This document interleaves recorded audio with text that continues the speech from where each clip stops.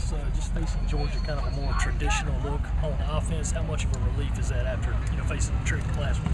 Well, the big thing is a lot more like our offense, which is what you see all spring and what you see all fall, and that makes it a whole lot more comfortable, if you will. A lot of the things we rep in our defense, we played it against East Carolina, but it's a whole lot different when you play it with it. You'll snap the ball and flip it out there in 2 seconds. And Georgia's got a lot of that stuff. They do a very good job of spread, and he gets that ball out of his hands quick.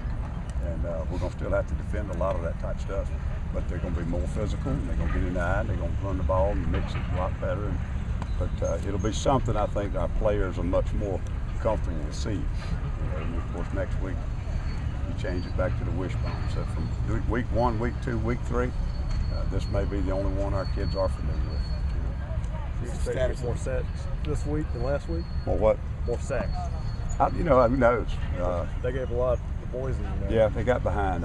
Got behind by 20 points, and they were predictable when they had to throw. Last year I think we got to him only when it got late in the game, and we were able to get to him because they were a little more predictable. If they got the running game going and they can mix it, it's not going to make it any easier to sack him than it is the guy from East Carolina. With the same defensive front start? We're going to start Clowney, Melvin, and Devin, simply because all three of them played well and have had a good week of practice and deserve to start. Very soon into the rotation, though, we'll have 2 tackles inside. Well, we did move Taylor inside of one of the tackle spots, or just no, Melvin. Okay. Melvin started. What's Akeem's status? He's had a good day and a half. We just have to keep checking with the trainer.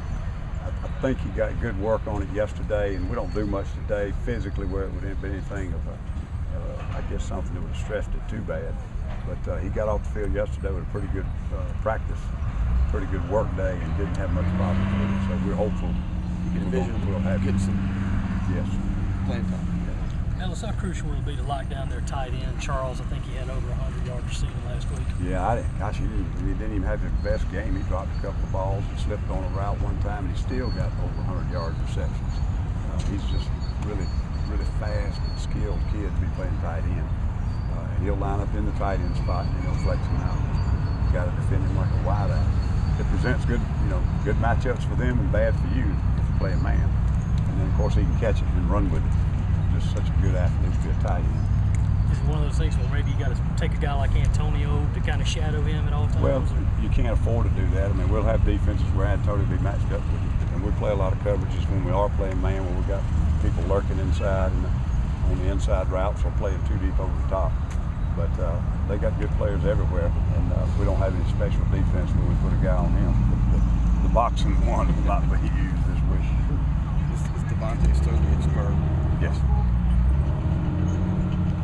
What do you think the key is to stopping the Georgia offense?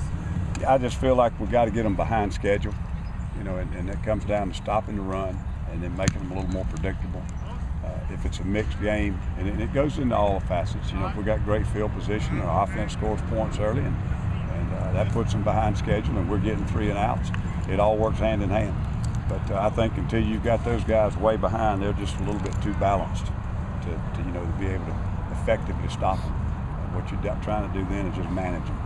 So I think the biggest key is we got to get them behind schedule. And Boise was able to do that. They played very tough with them early, traded punches, and there was no score for a while.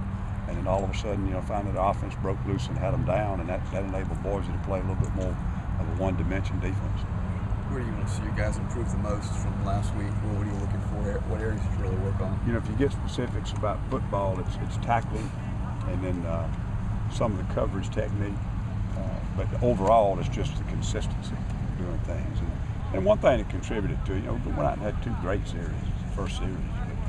Possession time makes a big deal. When you start getting tired and you start getting worn out, and then you get over on the bench and you don't even have time to make an adjustment, it factors into all that stuff. And that's where your fundamentals and your techniques and making adjustments and telling the kids what's happening out there on the field.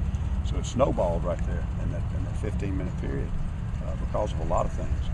Once we got to halftime, tweaked up a few things, and they got back out there and got after it a little bit. I think we played pretty well for a while.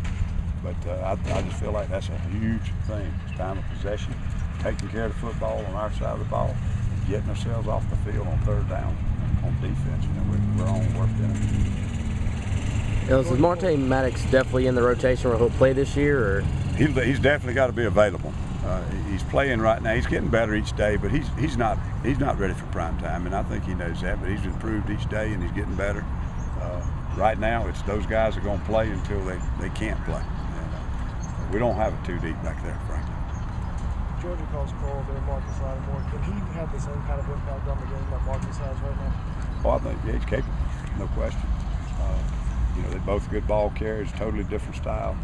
But when he touched it, I'm sure he's faster than Marcus. But I'm sure, I'd like to have Marcus, and I'm sure they'd like to have him. So they're both great backs, and he's got tremendous speed. I mean, he can take it the distance anytime.